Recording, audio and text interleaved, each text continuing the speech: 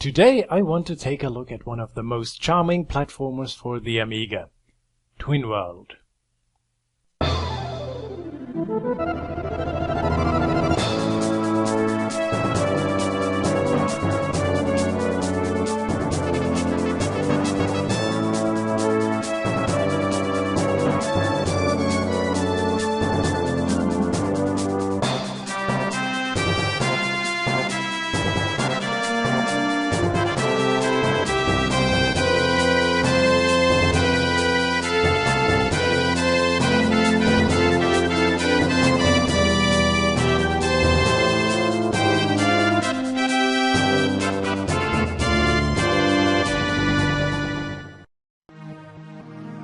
Twinworld was developed by BlueByte and released in 1989 for the Commodore Amiga and the Atari ST by Ubi Soft.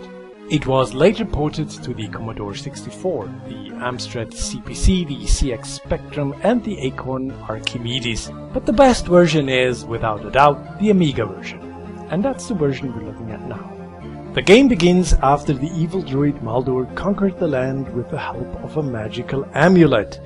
The problem is, if a member of the royal family could get a hold of this amulet, it would then rid the land of all evil, including Maldor.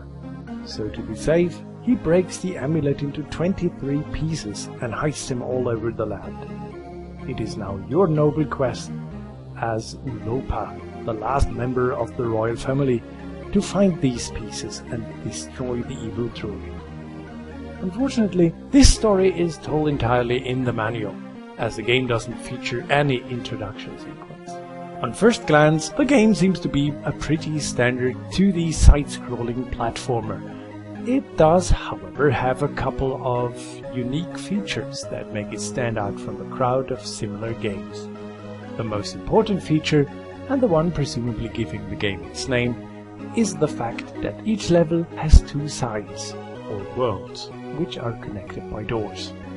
Only by going back and forth between these two sides of a level can you get to the exit. But for it to open, you first have to find a piece of the amulet, represented by a golden coin. So it can happen that you reach the exit but haven't found the coin yet. Luckily, you're not stuck. Contrary to a lot of other platformers, you can move freely within a level.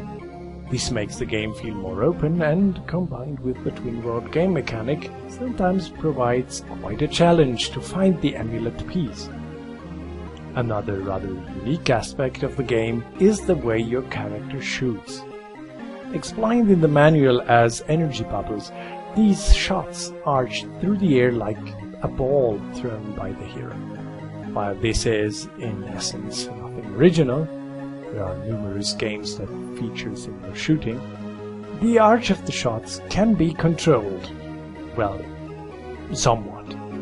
Depending on what your character is doing, standing still, crouching, jumping and so on, the shots move differently. This is both a blessing and a curse, as this allows you to shoot in several directions, but it can get frustrating when all shots just pass harmlessly above or beneath an enemy.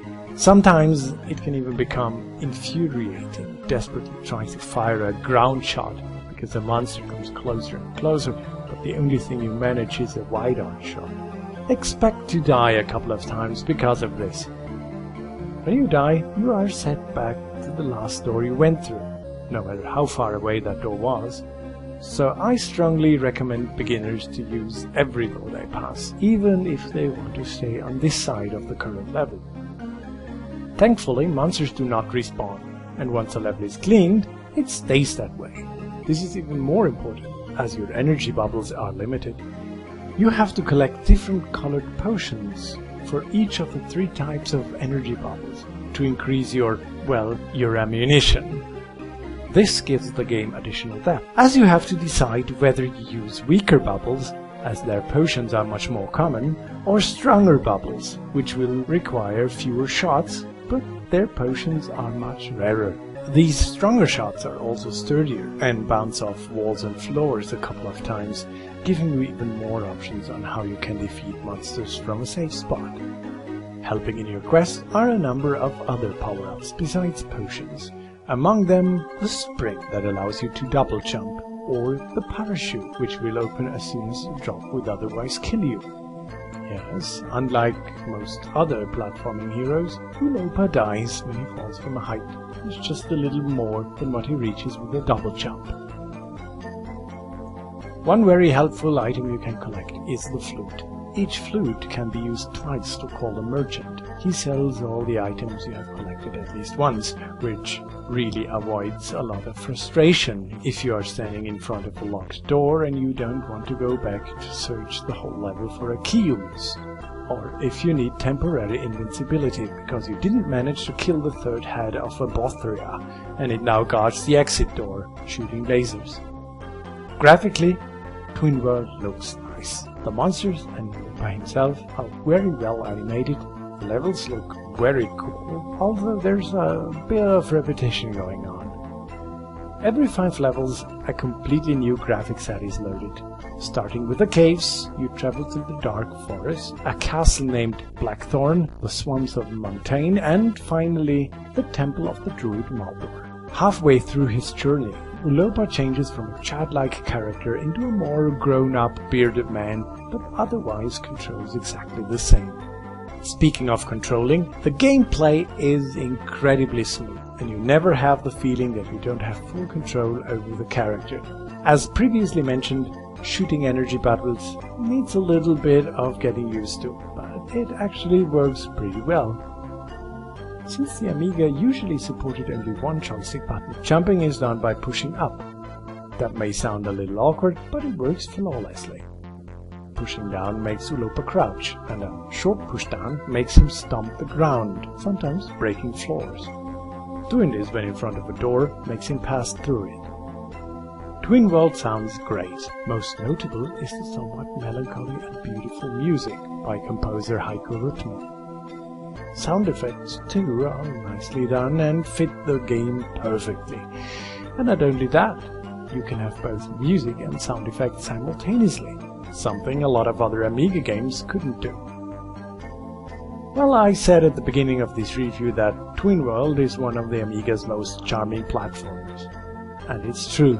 The game has no major flaw, controls great, has a good learning curve, features nice graphics and a beautiful soundtrack. The only gripes you could have with it are the way you shoot and the fact that it is rather short.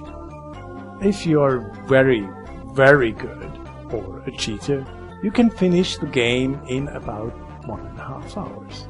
But I can guarantee you, if you have just a little fondness for 2D side-scrolling platformers, you will have a lot of fun during that time.